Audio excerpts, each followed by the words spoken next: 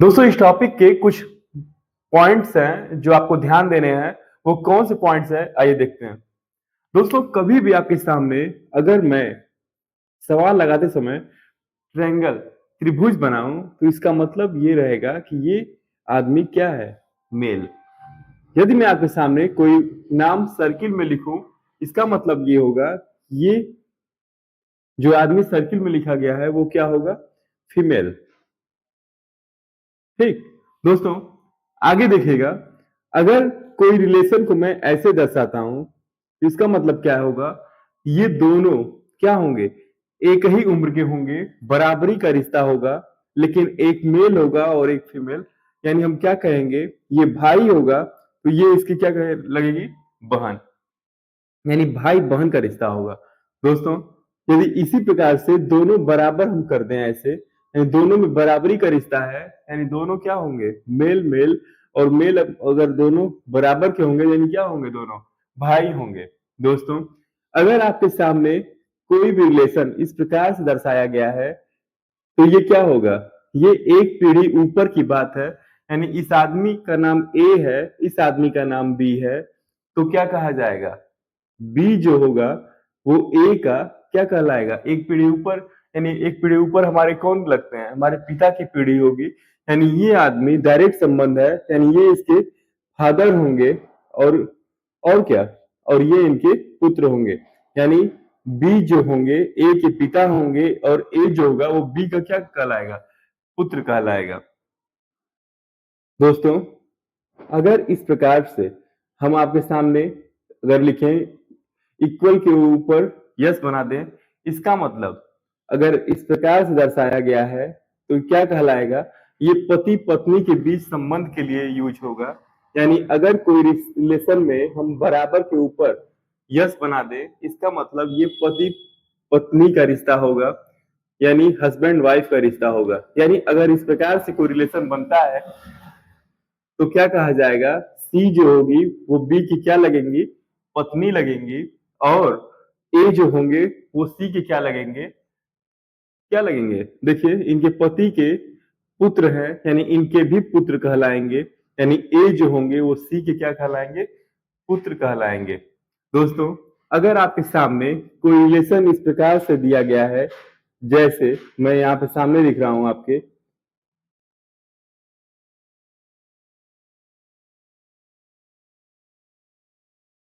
दोस्तों एक डी दर्शाया गया है, सब में बराबरी का रिश्ता है, तो क्या कहलाएगा? ये बराबरी का रिश्ता है तो ये तो पति पत्नी हो गए। तो ये कौन है? इनकी पत्नी, इनके लिए ये इनके पत्नी के भाई हो गए। यानी पत्नी के भाई को क्या कहा जाता है? तो उन्हें साला कहा जाता है। और इंग्लिश में इसे क्या कहा जाएगा? भाई का रिश्ता होगा, लेकिन भाई किस प्रकार का? ब्रदर इन लॉ हो जाएगा। इन लॉ वर्ड जुड़ जाएगा। दोस्तों हम देखते हैं जब भी आप लोग इंग्लिश का वर्जन देखे होंगे कि संबंधों को लेकर के, तो जो संबंध मेरा मेरे भाई से होगा, मेरी पत्नी का भी वही संबंध होगा। यानी मेरा भाई मेरी पत्नी का भी भाई लगेगा, लेकिन उसमें बस इन लॉ वर्ड जुड़ जाएगा। हिंदी में उसे देवर या जेठ कहा जाएगा, लेकिन इंग्लिश में उनके लिए ब्रदर इन लॉ कहा जाएगा। दोस्तों मेरी बहन मेरी पत्नी के लिए क्या कहलाएंगे? ननद कहलाएंगे। लेकिन मेरे लिए क्या होंगी? वो सिस्टर। तो मेरी पत्नी के लिए भी वो क्या होंगी? सिस्टर ही होंगी। लेकिन एक वर्ड जुड़ेगा क्या? In law. यानी सिस्टर इन लॉ हो जाएगा। यानी मेरी बहन सिस्टर, मेरी पत्नी के लिए वो रिश्ता क्या होगा? ननद का। लेकिन वो क्या होगा? सिस्टर इन लॉ कहलाएंगे। दोस्तों कोई भी रिश्ता हो, जैसे मेरे पिताजी मेरे फादर कहलाएंगे, लेकिन मेरे पत्नी के लिए मेरे पिताजी फादर इन लॉ हो जाएंगे। मदर मेरी माता मदर मेरी हो गई, लेकिन मेरे लिए तो मदर है, लेकिन मेरी पत्नी के लिए क्या होंगी? वो मदर इन लॉ कहलाएंगी। जैसे मेरा भाई मेरी पत्नी के लिए क्या कहलाएगा? ब्रदर इन लॉ हो जाएगा। रिश्ते ध्यान देने हैं आपको। बस ये ध्यान देना है कि अगर पीढ़ी, यानी मैंने पीढ़ी वर्ड यूज किया, जैसे अगर एक ही पीढ़ी के होंगे तो उनके बीच भाई बहन का रिश्ता होगा, चाहे हो सकता है कि वो मामा के लड़के हों, फूफा के लड़के हों, इस प्रकार से होता है। लेकिन दोस्तों अगर एक पीढ़ी नीचे की अगर होगी, तो अगर एक पीढ़ी नीचे कहेंगे तो कौन होगा? वो आपके पुत्र की पीढ़ी होगी, वो आपके भतीजे की पीढ़ी होगी, भांजे की पीढ़ी होगी। दोस्तों अगर एक पीढ़ी ऊपर जाएँगे तो वो किसकी पूरी पीढ़ी होगी? दोस्तों एक पीढ़ी ऊपर जाएँगे तो वो किसकी पीढ़ी? यानी वो हमारे पिताजी की पीढ़ी होगी। यानी उस रिश्ते में पिता आएँगे, माता आएँगी, माता के भाई आएँगे, पिता के भाई-बहन आएँगे, यानी मेरी बुआ आएँगी, मेरे मामा आएँगे, इस प्रकार से वो रिश्ता होता है।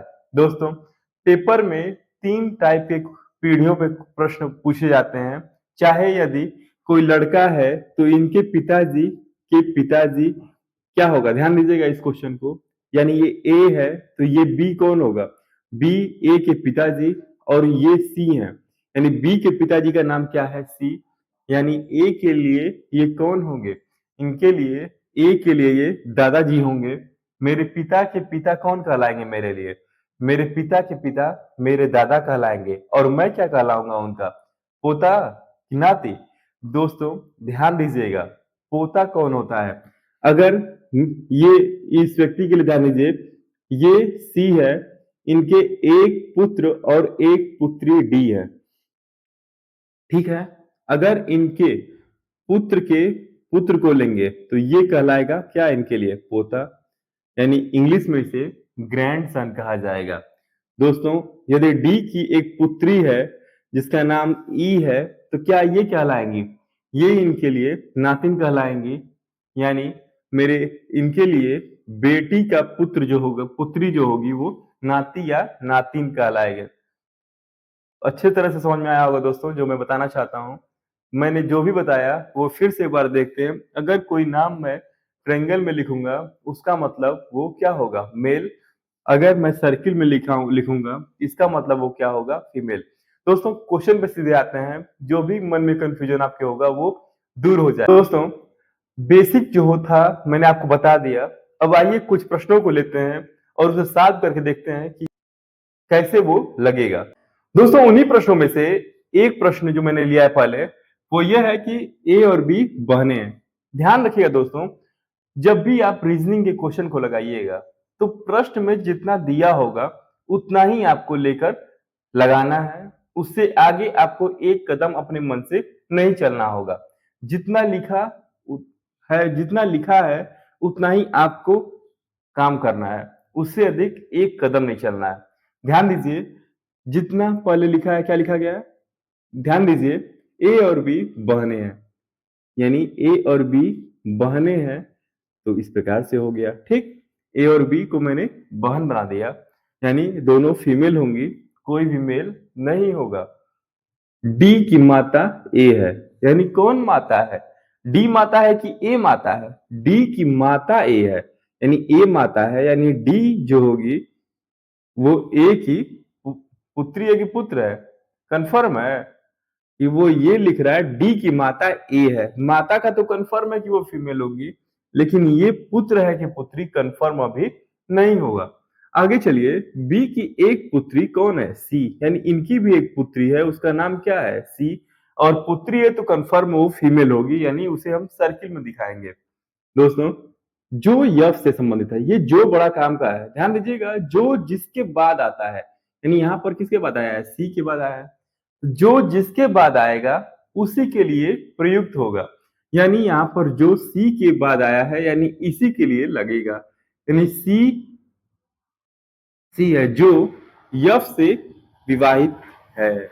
यानी सी किससे विवाहित है? यफ से। यानी यफ का तो दिया नहीं कि क्या है, लेकिन ये कंफर्म होगा विवाहित है, तो ये फीमेल है तो कंफर्म ये क्या होगा? मेल होगा।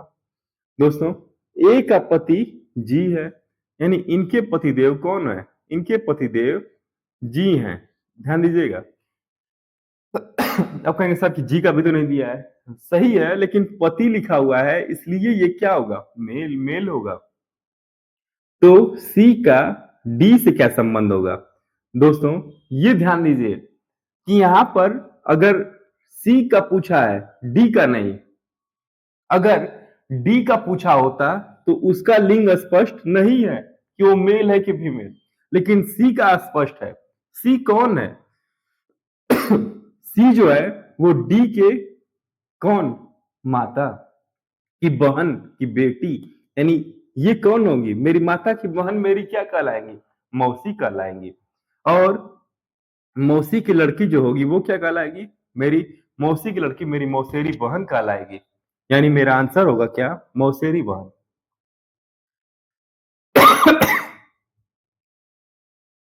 दोस्तों फिर से आइए देखते हैं यहाँ पर क्या कर रहा है। ए और बी बहने हैं, ए और बी बहने मैंने बना दिया। डी की माता ए है, यानी डी की माता ए हो गई। फिर बी की एक पुत्री सी है, यानी बी की पुत्री कौन हो गया? ये सी। सी है जो यफ से विवाहित है। दोस्तों जो जिसके बाद आता है उसी के लिए प्रयुक्त होता है, यानी सी किससे विवाहित है? यफ से। आगे देखिए ए का पति जी है, यानी इनके पति कौन हो गए? जी। तो सी का डी से क्या संबंध होगा? सी कौन है? इनके माता की बहन की लड़की, यानी इनके लिए ये कौन होगी? मौसेरी बहन होंगी। लेकिन ये क्या होगा? ये डी जो होगा वो सी के लिए क्या लगेगा? डी जो होगा वो सी के लिए हो सकता है कि मौसी का लड़का हो सकता है वो मौसी की लड़की हो, यानी इसका लिंग स्पष्ट नहीं है। दोस्तों दूसरा प्रश्न मेरा यह है कि ए डी का भाई है, जैसा कहे वैसे करना है आपको। दोस्तों ए डी का भाई है, यानी किसका भाई है? डी का। डी का कंफर्म हो रहा है कि क्या है वो? नहीं। जब डी का लिंग स्पष्ट नहीं है तो अपने मन से हम नहीं बनाएंगे। डी का भाई है, डी बी का पिता है। यहाँ पर डी का कंफर्म हो गया, वो पिता है। किसका पिता है? बी का। यानी बी जो होगा वो एक पीढ़ी नीचे हो जाएगा। आगे देखिए बी और सी बहने हैं। यहाँ पर बी का लिंग स्पष्ट हो गया क्या? कि बी और सी बहने हैं, यानी बी और सी क्या है आपस में? बहने, यानी बराबरी का रिश्ता होगा और दोनों क्या होंगे? वो फीमेल होंगे। बताइए कि सी का ए से क्या संबंध होगा? सी का ए से, यानी ए जो है और ये सी है। यहाँ पर देखिए किसका पूछ रहा है? सी का, यानी सी क्या लगेगा? ए का, यानी इसके एक पीढ़ी नीचे का।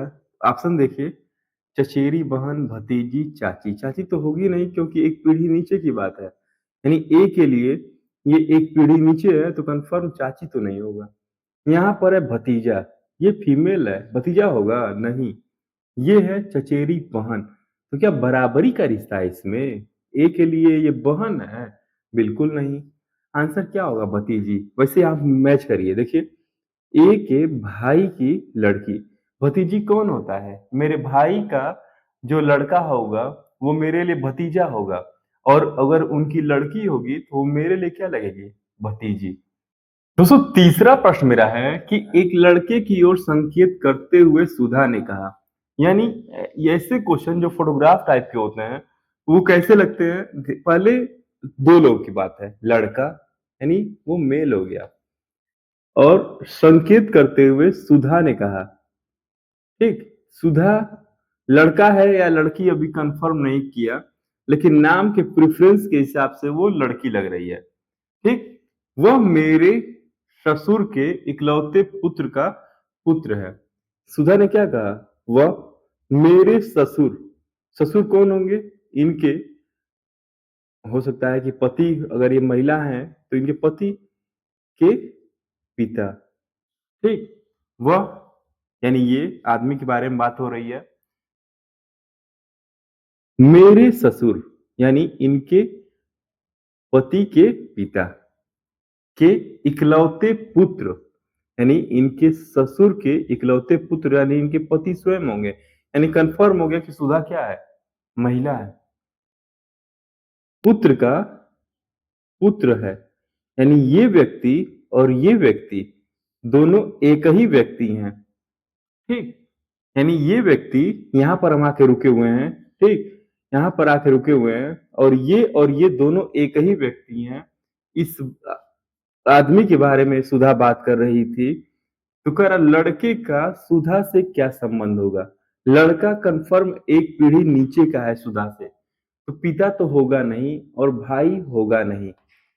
अब या तो भतीजा या तो पुत्र। भतीजा इसलिए नहीं होगा क्योंकि इनके पति जो हैं वो इकलौते हैं। इकलौते हैं इसलिए इकलौते क्या पुत्र हैं अपने पिता के, इसलिए सुधा का ये लड़का ये जो होगा वो पुत्र लगेगा, ना कि भतीजा। उम्मीद करते हैं दोस्तों ये प्रश्न आपको समझ में जरूर आया होगा। दोस्तों मेरा अगला प्रश्न है कि एक लड़के की ओर इशारा करते हुए मीना ने कहा। दोस्तों रीजनिंग में रक्त संबंध में जब तक कहे ना कोई व्यक्ति को कि वो मेल है कि फीमेल अपने मन से नहीं लेते। अगर नाम के हिसाब से मत करिएगा, जैसे मैंने कहा मोनू, तो मोनू नाम जो होता है वो लड़के का भी हो गया, लड़की का भी हो गया। लिंग स्पष्ट कैसे होगा? उसके क्रिया के द्वारा। अगर क्रिया से कंफर्म हो गया तो ठीक, नहीं कंफर्म हुआ तब तक उसे आप कंफर्म मत मानिएगा। दोस्तों एक लड़के की ओर इशारा करते हुए मीना ने कहा। अब मीना लड़का भी हो सकता है लड़की भी, लेकिन प्रेफरेंस के रूप में ये महिला हुआ। ठीक, देखिए लड़के की ओर इशारा करते हुए किसने कहा? मीना ने।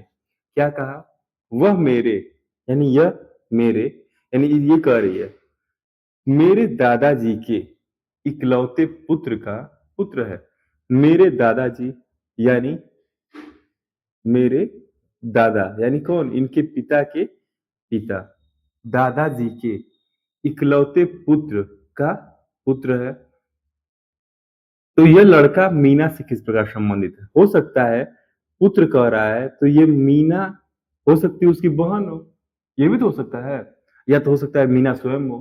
पहले ऑप्शन में जाइए, देखिए ऑप्शन में क्या कह रहा है। यानी अगर मीना स्वयं होगा तो ये और ये दोनों एक ही व्यक्ति होंगे। यदि मीना अलग होगा तो ये और ये दोनों एक व्यक्ति हो जाएंगे। देखिए ऑप्शन में क्या कह रहा है कि यह लड़का मीना से किस प्रकार संबंधित है। दोनों में एक ही रिश्ता होगा, बराबरी का रिश्ता होना चाहिए। तो भतीजा तो होगा नहीं, चाचा होगा नहीं, या तो भाई होगा या तो स्वयं होगा। तो यहाँ पर चचेरा भाई का कोई सवाल ही नहीं उठता क्योंकि उसके पिता इकलौते पुत्र थे अपने दादा के। यानी ये चचेरा भाई होगा नहीं, आंसर क्या होगा? भाई। यानी ये और ये दोनों व्यक्ति एक ही होंगे और ये संबंध कैसे होगा? इस प्रकार से। यानी ये व्यक्ति मीना का भाई होगा। यानी ये कौन है? यही व्यक्ति जिसके बारे में बात की जा रही है। उम्मीद करते हैं दोस्तों ये प्रश्न भी आपको समझ में जरूर आया होगा। दोस्तों मेरा लास्ट क्वेश्चन है कि एक फोटो की ओर संकेत करते हुए मोहन ने कहा नाम के प्रेफरेंस के अनुसार वो मेल है तो मेल लेकर चलिए। मोहन ने क्या कहा? फोटो की ओर संकेत कर रहा है। फोटो पता नहीं किसकी है, मेल की है फीमेल की है, पता नहीं किसकी है। उसके माता की, यानी उसकी माता की, यानी फोटो जिसकी है उसकी माता की क्या एकमात्र संतान, यानी उसकी माता की एकमात्र संतान मेरे पिता, यानी एकमात्र संतान वो फोटो वाला हो रहा है। एकमात्र संतान मेरे पिता का एकमात्र पुत्र है। ये मेरे पिता का एकमात्र पुत्र, यानी ये मेरे पिताजी हैं, यानी जो मोहन है उसके। फिर से दोस्तों देखिए फोटो की ओर संकेत कर रहा है, क्या कर रहा है? उसकी माता की एकमात्र संतान, यानी ये फोटो वाला मेरे पिता का, मेरे पिता यानी ये आदमी, ये मेरे पिता हो गए का एकमात्र पुत्र है, यानी ये मैं स्वयं मोहन स्वयं हो गया। मोहन स्वयं हो गया, यानी ये इंसान कौन हुआ? स्वयं मोहन हुआ। ठीक, अब आइए फिर से एक बार देखिए प्रश्न को। फोटो की ओर संकेत करते हुए क्या कहता है मोहन? ये फोटो की ओर कर रहा है। उसके माता की एकमात्र संतान मेरे पिता की एकमात्र पुत्र है, यानी ये एकमात्र पुत्र मोहन स्वयं है और ये दोनों एक ही व्यक्ति हैं। तो फोटो किसकी है? स्वयं मोहन की है, यानी ये स्वयं की होगा, भाई का नहीं होगा, चचेरे भाई का नहीं होगा, पिता का तो होना ही नहीं है। यानी फोटो किसकी होगी? मोहन की होगी। बहुत आसान क्वेश्चन था दोस्तों। दोस्तों उम्मीद करते हैं ये प्रश्न आपको समझ में जरूर आए होंगे। दोस्तों यदि प्रश्न आपको अच्छे लगे, वीडियो आपको अच्छा लगा, तो चैनल को लाइक और सब्सक्राइब करना ना भूलें। धन्यवाद।